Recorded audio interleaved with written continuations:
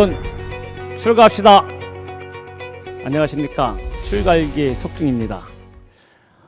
지금 6월달인데요. 6월달 하면 떠오르는 단어가 있을 것입니다. 6월 하면 보통 호국 보훈의 달이라고 얘기합니다.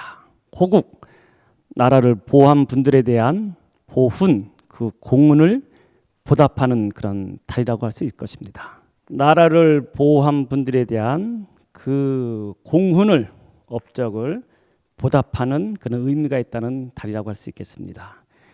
그러면은 역사적으로 보면은 우리 불교계에도 많은 인물들이 있을 것입니다. 일반적으로 사람들이 얘기할 때 불교는 자기만의 수행을 중심으로 하는, 혼자 수행을 하는 그런 종교가 아닌가 생각하는 분들이 있을 텐데, 아시겠지만 나라가 위태롭고 어려움에 처했을 때 많은 스님들 또는 불교 신도들이 일어나서 나라를 구했던 그런 사실이 많습니다. 우리가 맨 처음에 삼국시대를 얘기하면은, 삼국시대를 통일할 때 원광법사의 세습 5개에 의해 가지고 불교의 힘에 의해 가지고 삼국을 통일하고, 그 다음에 우리나라하고 그 당시에 적대 관계에 있던 당나라를 물리치는 데 있어 가지고 우리 불교계가 아주 큰 영향을 끼친 그런 사실은 역사적으로도 아주 차고 넘칠 정도로 많은 기록이 있습니다. 그 삼국시대를 지나서 고려시대 때에도 우리 스님들의 아주 큰 역할이 있었거든요. 대표적인 분이 여러분들 김윤후라고 하는 그런 스님이 계셨어요.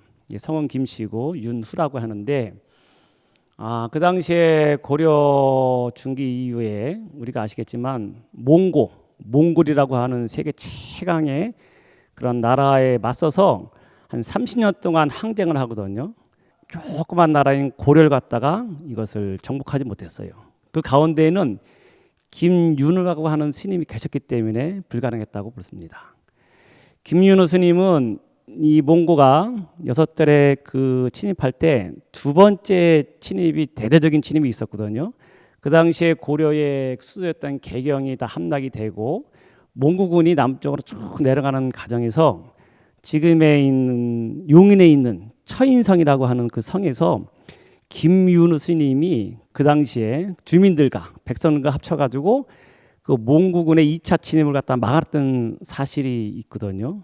그 당시에 몽고군의 최고의 장군은 살리타라고 하는 그런 장군이었습니다. 아주 용맹스럽고, 그 살리타는 전 세계를 갖다 누비면서 많은 지역을 정복하는 그런 장수였는데, 김윤후 스님이 그 당시에 그 용인 지역이 처인 부곡이라고 합니다.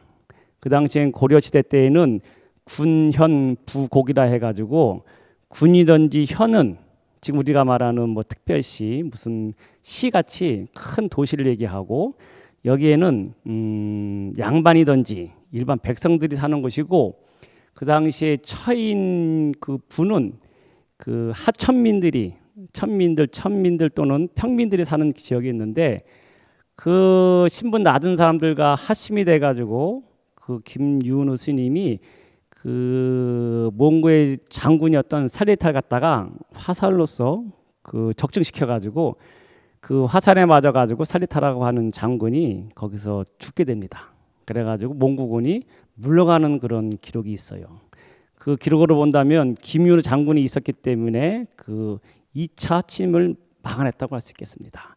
그 이후에도 5번째 또 몽고가 또 왔을 때 이번에는 나라에서 김윤후 장군에게 큰 상을 주거든요. 대장군, 최고의 장군으로서 최고의 높은 지위를 줬지만 김윤후 장군이 그걸 받지 않고 사양하고 나중에 다시 충주성에 가가지고 다시 5번째 몽고군이 침입할 때 거기서 또 몽고군을 격퇴했다는 그런 기록이 있습니다. 이와 같은 기록을 본다면 고려시대에 그 나라가 위태한 상황에 있을 때 김윤후라고 하는 스님이 계셨기 때문에 고려라는 나라를 갖다 구해냈다. 그렇게 본다면 호국, 나라를 보호했던 1등 공신 중에 한 분이 이 김윤후 스님이라고 할 수 있을 것입니다. 근데 많은 사람들이 김윤후 장군에 대해서 또는 그 스님에 대해서 모르기 때문에 김윤후 스님에 대해서 잠깐 말씀드렸고요. 그 이후로 또 오면은 아시겠지만 조선시대 때에는 임진왜란 있지 않습니까? 일본 군들이 해가지고 부산에 도착한 다음에 20일 만에 한양을 갖다가 정복하고, 그러자 그 임금은 피난을 가가지고 의주 지역에 가가지고 그 모든 나라가 위태한 다 외놈들에 가지고 나라가 뺏길 그 순간에 그 당시에 평양선을 갖다가 탈환한 데 있어가지고 묘양산에 계셨던 서산대사께서 전국에 있는 스님들에게 다 통문을 보내가지고 스님들이 모여가지고 사명대사가 중심이 돼가지고 3,000명의 승근 스님들이 그 당시에 모여가지고 그 평양산을 탈환하면서 임진왜란이 다시 역전되는 그런 계기가 되는 것을 보면은 이 당시에 서산대사, 사명대사, 또 나중에 그 서산대사가 돌아가신 다음에는 사명대사가 팔도 도총섭이 돼가지고 나중에 일본에 넘어가가지고 임진왜란 그 전쟁을 마무리하는 그런 역할을 했던 것이 사명대사고, 또한 3,000명의 그 당시에 포를 갖다가 모시고 온 분도 사명대사고, 이렇게 본다면 역사적으로 그 시대마다 가장 나라를 보호했던 분들이 다 스님 또는 불교 신자였다는 것을 우리가 알아야 된다 생각합니다. 또 더 가까이서 보면은 또 우리가 일제시대 때 하면은 독립운동가, 대표적인 독립운동가 민족 대표하면은 한용운 스님을 갖다가 빼놓을 수 없을 거 아닙니까? 33명의 그 대표가 있다고 하지만 그 가운데서 가장 강렬하고 가장 적극적으로 이 일제에 저항했던 분 하면 만에 한용운 스님을 빼놓을 수 없을 것입니다. 이와 같이 본다면 우리 스님들이야말로 호국에 있어서 가장 선봉에 있었다, 이렇게 얘기할 수 있겠고, 많은 사람들이 불교는 자기 중심적인 그런 수행이고 나라와는 상관없는 개인의 수행을 중심으로 한다고 잘못 알고 있을지 모르지만, 이와 같이 역사적으로 우리 불교계에는 나라를 위해서 목숨을 바치고 이 나라를 위해서 열심히 자기의 본분을 다했던 분들이 있었다는 것을 여러분들이 같이 아셔야 되지 않을까 생각합니다. 그리고 또 요즘 현대에는 스님들이 또 이 호국, 나라에 큰 역할을 하는 그런 부분이 있습니다. 스님들이 절집안에도 가만히 있는 것 같지만 이게 정말 나라를 위해서 큰 역할을 하시는 거예요. 왜냐하면요, 제가 있는 속리산 법주사만 하더라도요, 절이 큽니다. 아주 크고 그 전각들, 쉽게 말해 집들이 굉장히 많은데 이 전각들을 지키는 그런 분들이 누구냐면은 다 스님들이에요. 아시겠지만 이 문화재라는 것은요, 특히 한옥으로 된 집은 사람들이 살지 않으면은 금방 이것이 이 허물어지고 금방 훼손되거든요. 폐허되는 건 순간이에요. 여러분들 우리가 공사하다가 절에도 보면은 공사하는 그런 전각이 있으면은 그 전각이 스님들이 안 살고 사람들이 출입이 없으면은 한 달, 두 달만 되더라도 이 기아가 내려앉고 석가래가 내려앉고 곰팡이가 쓸고 금방 그것이 폐허가 되거든요. 그런 측면으로 본다면은 스님들이 절에 사시는 것만 하더라도 나라에 큰 충성을 한다고 이렇게 얘기할 수 있겠어요. 왜냐면요, 이 문화재, 문화라는 것은 굉장히 소중한 겁니다. 우리나라가 지금 5,000년 역사라고 하지만 외국 사람들이 왔을 때 보여줄 수 있는 게 뭐가 있겠어요? 서울이라고 하면은 경복궁 정도 하나뿐이 없습니다. 왕궁터 하나 보여주는 것뿐이 없고, 외국 사람들이 와서 가장 보고 싶어하는 것은 우리나라의 긴 역사, 문화재를 보고 싶어해요. 그러면 가장 보여줄 수 있는 것은 불교 문화재뿐이 없습니다. 경주에 가면은 불국사, 그 다음에 토암산에 있는 석굴암, 그 다음에 팔만대장경, 그 다음에 저기 가면 안동 봉정사, 가장 오래된 옛스러운 그런 건물. 외국 사람들이 우리나라에서 보고 싶은 것은 큰 빌딩이든지 첨단 기술이 아니고 한국적인 걸 보고 싶어요. 그때 보여줄 수 있는 것은 이와 같이 우리 불교 문화뿐이 없어요.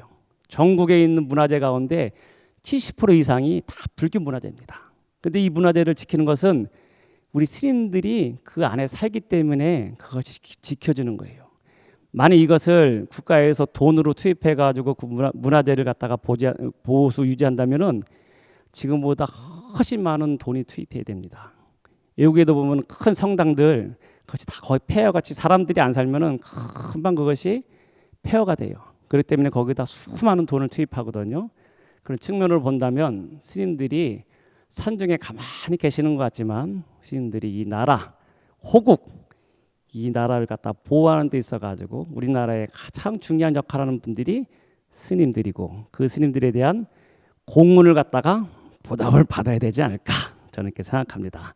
어쨌거나 이게 6월달 돼서 제가 호국 보훈의 달이기 때문에 호국이라는 의미 그다음에 보훈에 대해서 말씀드렸습니다. 이와 같이 우리 불교가 가만히 있는 것 같지만 가만히 있는 가운데 안 보이는 가운데에서 수많은 뒤에서 큰 업적을 이루고 그다음에 나라가 잘 되길 바라는 것이 우리 불교계다 이렇게 생각하시면 되겠고 우리 불자들도 항상 자부심 가지고 열심히 수행 정진하기를 바라겠습니다.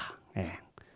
오늘 제가 이게 출발이 호국 보훈으로 시작했는데 또 6월 되면은 또 생각나는 저는 단어가 있는데 스님들 안거라는 게 있습니다.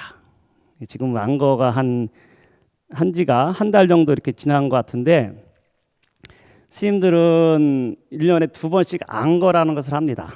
이것이 인도에 있을 때 부처님 때부터 내려오는 그런 전통이었거든요. 뭐냐면 인도는 1년에 한 번씩 안거 제도가 있습니다. 왓사라고 하는데 뭐냐면은 지금도 인도에 한 번씩 저도 한번 갔을 때 보면은 우기라는 것이 있어요. 우기라 해가지고 요맘때쯤 되면은 여름쯤 되면은 거기는 인도는 비가 이렇게 집중적으로 옵니다. 약 한 3개월 정도 오는데 이때는 사람들이 다닐 수 없는 그런 상황이 돼요.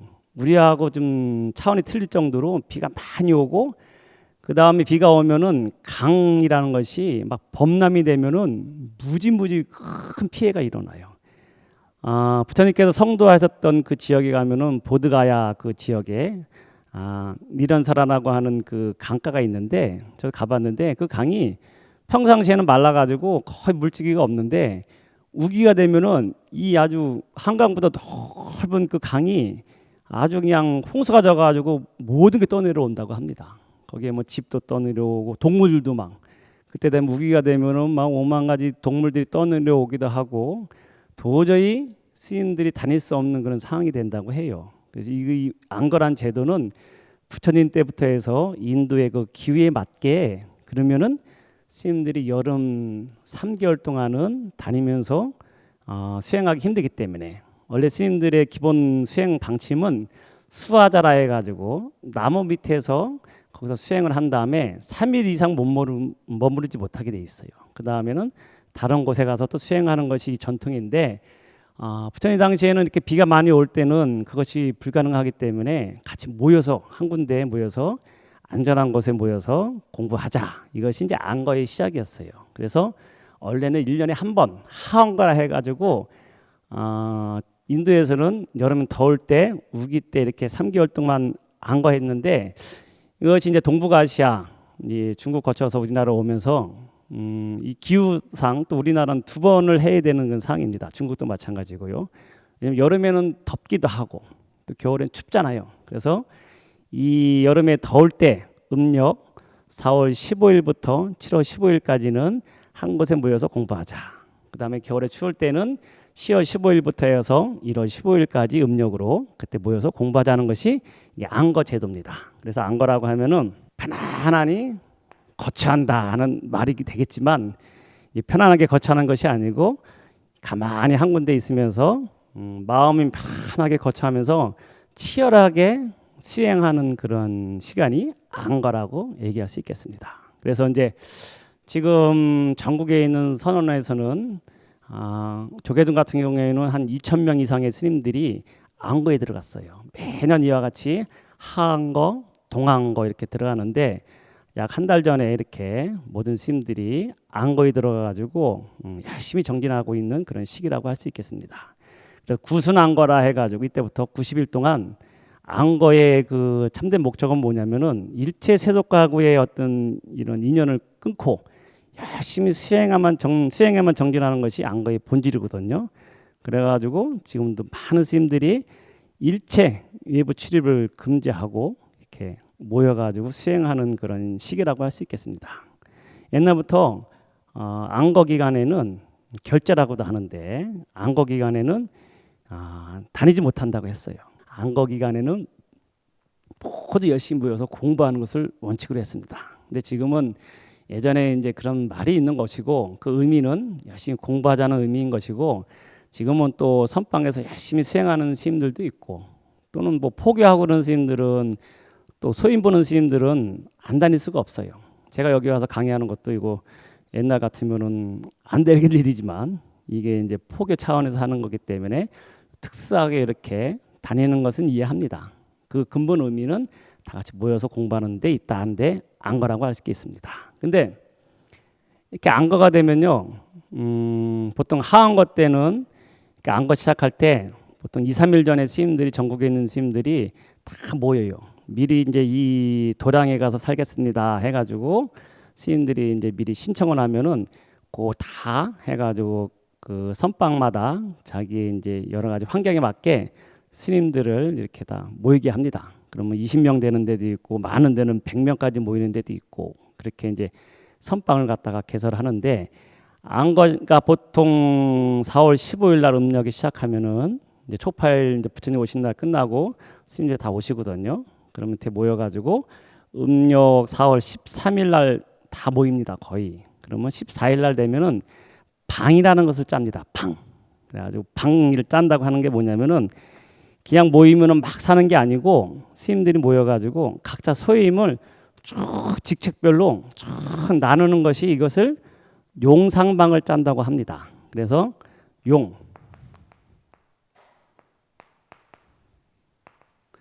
코끼리 상자거든요. 용상방을 짠다 그래야 돼요.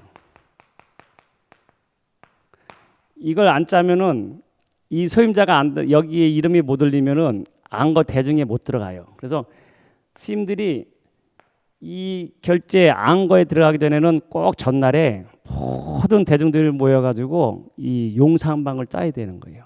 그래가지고 선원에서는 방장 스님이든지 조시 스님, 그다음에 수자 스님, 미승 스님, 청중 스님, 선현, 선덕 뭐 여러 가지 자기 소임의 이름 갖다 쭉 나열해가지고 그것을 방에다 이렇게 딱 이름 올리는 거예요. 그다음에 또 사중에서는 주지심 이하 해가지고 칠직 스님들 쭉 이름 쓰고 심지어는 거기서 부목처사라 해가지고 허드렛 일 하는 분들까지 또는 공양 짓는 그런 보살님들까지 이름을 다 올리는 것이 용상방을 짠다고 이렇게 얘기합니다. 안거에 들어갔을 때 용상방에 나온 그런 소임을 간단하게 한번 제가 얘기할까 해요. 이 방장이라고 하면은 여러분들 우리나라 총림에 있는 이 총림이라는 것은 많은 절들이 있지만 총림의 의미는 뭐냐면은 총림이라 이렇게 쓰는데 빽빽할 총자거든요. 이 숲이 나무들이 빽빽하게 있는 것처럼 많은 스님들이 모여 사는 것을 일본적으로 총림이라고 해요. 그러니까 많은 사찰이 있는데 우리나라 대표적인 곳 총림하면은 삼보사찰 얘기하잖아요. 그래가지고 뭐 통도사, 해인사, 송광사 얘기할 때 이 나무들이 빽빽하게 있는 것처럼 여기 스님들이 많이 사는 것을 총림이라고 해요. 그래서 거기에는 강원, 선원, 강원, 유론, 연불원 여러 종류의 스님들이 모여가지고 유를 공부하기도 하고 선을 공부하기도 하고 강을 공부하기도 하고 연불도 하는 것이 이걸 총림이라고 해요. 거기서 총림 가운데 가장 큰 어른을 방장이라고 하는 거예요. 방장 스님 하면 이런 의미가 있는 겁니다. 그래서 방장이라는 스님이 이 총림에서 우리나라에는 지금 이제 총림하면은 말씀드린 대로 뭐 통도사, 해인사, 송광사, 그 다음에 이제 범어사도 총림이고 뭐 수덕사, 그 다음에 또 뭐 저기 동아사 그 정도가 이제 총림이라고 하는데 하여튼 많은 스님들이 대중들이 모여 사는 그런 의미라고 생각하시면 되겠고 그 가운데 가장 높은 어른을 방장이라 이렇게 얘기한다는 거예요.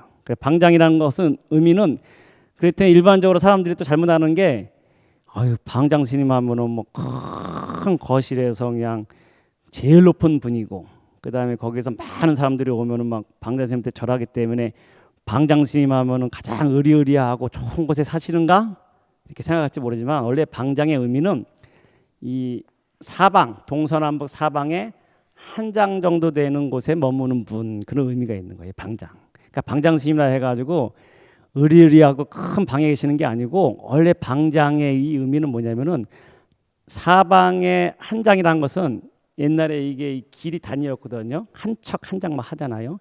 한 장이라는 것은 한쪽 방면으로 3.3m, 동서남북 3.3m이기 때문에 한 지금 기준으로 보면은 한 대여섯 평, 한 6평은 안 될 것 같아요. 근데 방장이라는 의미는 뭐냐면은 이와 같이 조그만데 방에 계시지만 그 모든 총림 가운데 어른이자 가장 상징적인 의미로서의 그런 공부하는 어른으로서의 대접이 있는 것이지 방장이라 해가지고 방이 크다는 의미가 아닙니다. 원래 방장의 의미는 그런 데 있었어요. 근데 이것이 나중에 오면서 그냥 큰 어른이라는 의미만 있었지만 원래는 방장의 의미가 있는 것이 그같이 조그만 데 계시지만 많은 사람들의 대중들을 통솔할 수 있는 수행력이 있는 가장 높은 어른이 계시는 것을 방장시라고 이렇게 얘기했습니다. 그래서 우리 삼국유사에도 보면 비례방장이라 해가지고 이 나오거든요. 날비자 비례방장이라 해가지고 이 방장시를 갖다가 날려가지고 왔다는 기록이 있어요. 이게 보덕화상 얘기 있잖아요. 고구려가 멸망할 때 그 고구려가 멸망한 거 알고 이 보덕 스님께서 쭉 방장시를 날려가지고 백제 지금 완주 쪽에 날라왔다고 하는 기록이 있습니다. 이게 삼국유사에. 그 뭐냐면은 방장스님, 불교계의 가장 높은 어른이신 방장스님이 고구려의 멸망을 미리 알고서 이쪽으로 쭉 백제로 왔다는 기록입니다. 이것이 상징하는 것은 뭐냐면은 불교계의 가장 큰 어른께서 그 나라의 멸망을 알고서 이쪽으로 딴 나라로 갔다는 의미거든요. 그런 의미로 본다면은 가장 방장스님 하면은 이 정신적인 지주이자 가장 큰 어른을 얘기하는 것이 방장. 그래가지고 하여튼 용상방에 제일 먼저 이름 올리는 분이 방장 무슨 대종사 선사 그렇게 얘기합니다. 그래서 지금 총림에 가면은 방장 스님들이 계시고 그 다음에 이제 총림이 아닌 곳 우리 제가 있는 뭐 법주사든지 여러 본사급의 큰 사찰들은 방장이라고 안 해요. 거기는 이제 제일 높은 분을 조실이라고 합니다. 이 실, 그 방 안에서 가장 어른되는 분 하는데 방이라는 것은 그 사찰의 의미가 있는 것이거든요. 그래서 가장 그 사찰에서 어른되는 분을 조실 스님 이렇게 얘기합니다. 그래서 이렇게 다 방마다 쭉 그 용상방 짤 때 이렇게 소임을 쭉 하고 거기다 이름을 하나씩 다 집어넣어요. 그다음에 수자하면은 가장 이 대중들을 통솔할 수 있는 그러한 지위에 있는 수행이 많은 스님을 수자라고 하고 그 밑에 또 선덕이라고 해가지고 또 수행력은 많이 있지만 조실 스님은 아니지만 많은 스님들을 통솔할 수 있는 또 능력 있는 분을 선덕, 또 선현이라고 하면은 또 뭐 일반적으로 포교든지 주지 같은 거 아니면 종단의 큰 소임을 보다가 선방에 들어와서 다시 정진하는 분을 선현 이렇게 의미로 얘기합니다. 그 다음에 이제 입승하면은 이 승 이게 이제 먹줄 승이거든요. 이 먹줄이라는 것은 뭐냐면은 목수들이 뭐 집을 짓든지 할 때 그 먹줄을 탁 튕겨가지고 그것이 중심이 돼가지고 거기 맞춰가지고 집을 짓듯이 이 먹줄을 갖다 세운다는 것은 입승스님이라는 것은 기강을 세우는 거예요. 이 승가의 기강을 세우는 분을 입승스님이라고 해요. 이 스님이 죽비를 잡고서 탁탁 치는 대로 이 입승스님이 치는 대로 모든 대중들을 움직이는 거예요. 입승스님이 공부하다가 힘들면은 딱딱딱 치면은 이 올 여름 날씨는 기온이 32도이기 때문에 여러분들 스님들 공부하는데 지장이 있기 때문에 자율정진하겠습니다 하면은 스님들이 이제 무조건 이 입승 스님이 죽비에 따라서 모든 것이 다 이루어지는 것이 하여튼 기강을 세우는 그 입승 스님이 있고 그 다음에 찰중이라고 하면 대중을 또 살피는 그런 청중이라고도 하고 이런 소임들이 쭉 있는 것이 이 선방의 그런 소임이라고 할 수 있겠습니다. 이것이 다 짜주고요. 누구든지 이 소임을 갖다 하나씩 빠지지 않고 해야 돼요. 그 다음에 또 있는 소임이 뭐냐면은 대표적인 게 지전이라고 있어요.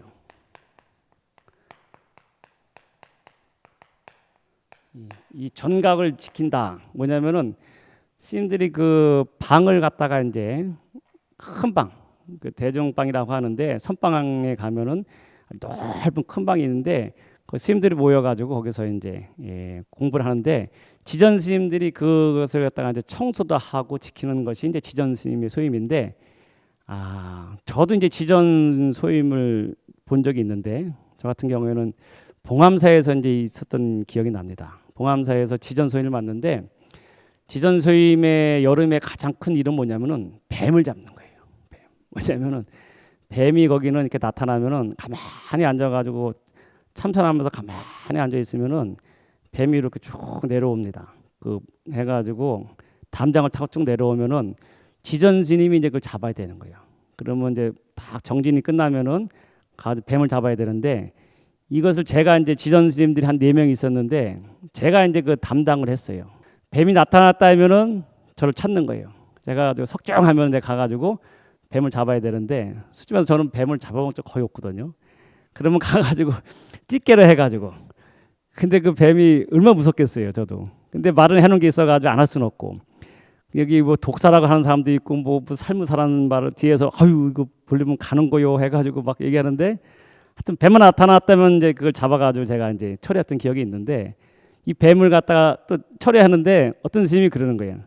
아 그 뱀은 요 가까운 데 버리면은 또 와. 그렇기 때문에 저기 멀리 물을 계곡물을 3개 정도 넘어야지만 이 뱀이 안 온다는 거예요. 그래서 길을 몰라가지고 안 오지 가까운 데 풀어놓으면 또 온다는 거예요.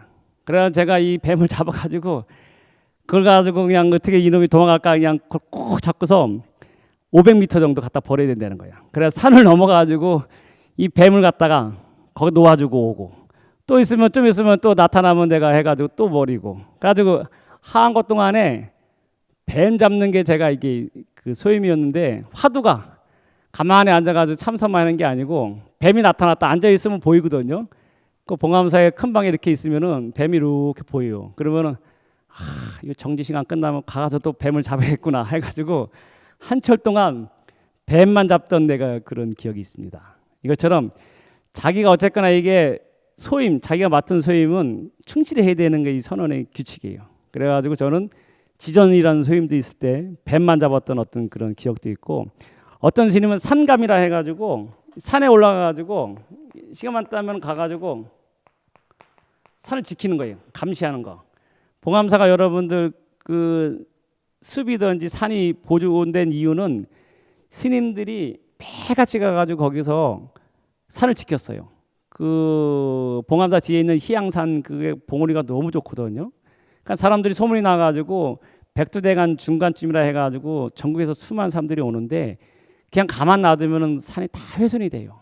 그래가지고 스님들이 이 스님은 정진을 큰 방에서 앉아서 하는 것이 아니고 산에 올라가는 것이 이제 그게 소임이에요. 아침만 먹으면은 산에 올라가가지고 등산객들하고 매같이 싸우면서 왜냐면 이것은 우리 땅이고 이것은 이 종단에서 지키는 특별 독립 그런 선언이기 때문에 당신들이 이 길로 오면 안 된다 하는데 일반 사람들이 그 말을 듣겠어요? 그럼 거기서 이제 막 밀치기도 하고 하여튼 스님들이 이 상감 소인을 보면서 그 산을 지켰던 거예요. 이와 같이 스님들이 노력이 있었기 때문에 지금 전국에 있는 많은 사찰의 사찰님들이 그래 지켰는지 모르겠습니다. 하여튼 이런 상감이라는 소임도 있었고 그다음 화대는 이제 화대 소임이라는 게 있거든요. 이거는 불 뭐냐면은 온도 조절하는 거예요. 이게 아무것도 아닌 것 같은데 스님들 소임 중에 되게 민감한 겁니다. 특히 여름에는 요즘에는 에어컨이 없기 때문에 상관없는데 여름에 더우면 다 같이 더운데 요즘에는 다행인지 더 좋아졌는지 모르지만 방마다 에어컨을 놓는 그런 선방들이 많습니다. 정말 그렇다고 한다면은 아마 가장 세상에서 가장 행복한 스님들이 선방에 있는 스님들이 아닐까. 여름에 가만히 앉아가지고 에어컨 다 틀어놓고 참선한다면은 이상 더 좋을 게 어디 있겠습니까? 근데 예전에는 그게 없었거든요. 그러면은 여름에는 다 같이 더울 수 있는데 겨울에는 이게 온도마다 이제 이 보일러 온도를 조절하는 거거든요. 왜냐하면 스님들마다 어떤 스님들은 더위에 강한 스님이 있고 어떤 스님들은 약한 스님들이 있기 때문에 화대 스님이 이것을 잘 조절해야 돼요. 잘못하면 혼나고 일 끝난 다음에 나중에 정진한 다음에 가장 욕먹는 게 화대 스님이에요. 그래서 화대라는 것도 있고 또 많습니다. 그래서 정통이라 해가지고 화장실 갔다가 청소하는 스님이 있고 마호라 해가지고 이 스님은 보름에 한 번마다 스님들이 삭발 목요일 날 풀을 끓이는 스님들이 있어요. 그래 풀 끓여가지고 스님들한테 이제 풀옷 하는 스님들 보름에 한 번씩 해가지고 스님들 빨래하고 풀옷 달리게 하는 그런 마호라는 그런 소임도 있고 또 더 나아가지고는 수도 욕도부터 해가지고 많은 소임들이 있는 것이 이게 이 선언의 용상방 짰을 때 그런 각자의 소임이다 이렇게 말씀드리겠습니다. 제가 다 얘기하려면은 소임이 한 30가지 넘거든요. 근데 다 말씀 못 드리고 이와 같이 대충 말씀드렸는데 그 의미는 뭐냐면은 안거가 들어가가지고 산중에서 수행을 하면은 누구든지 다 각자의 요만큼의 또 어떤 차이는 있을지 모르지만 어른은 어른으로서의 그런 직책이 있는 것이고 소임이 있고 또 하소임이라 해가지고 늦게 들어온 스님들은 거기에 맞춰서 다 소임이 있는 겁니다. 누구도 한 명도 빙둥빙둥 아무 일 없이 지나는 사람 아무도 없어요. 이와 같이 하나의 절이 돌아가는 데 있어 가지고는 각자의 위치에서 맡은 바 소임을 하기 때문에 큰 절이 운영되는 것이거든요. 그런 측면에서 본다면 우리가 살고 있는 지금 현재 내가 살고 있는 이 모습도 이 나라의 전체적인 하나의 나라의 구성으로 본다면은 내가 한 명이 있는 각자 위치에서 일하는 것이 이 나라를 이끌어가는 데서 가장 중요한 요소가 될 수 있고 더 나아가서는 이 지구라는 것이 이 우주의 하나의 일원으로서 내가 있는 것이 여기서 열심히 일하고 소임을 보는 것이 우주 전체의 하나의 내가 조직으로서 큰 역할을 하고 있다 이렇게 말씀드릴 수 있겠습니다. 하여튼 오늘은 간략하게나마 이렇게 안거 스님들이 하안거가 시작되면은 이와 같은 소임을 맡아서 각자의 직분에 맞게 각자의 역할을 한다는 것을 간단하게 말씀드리겠습니다.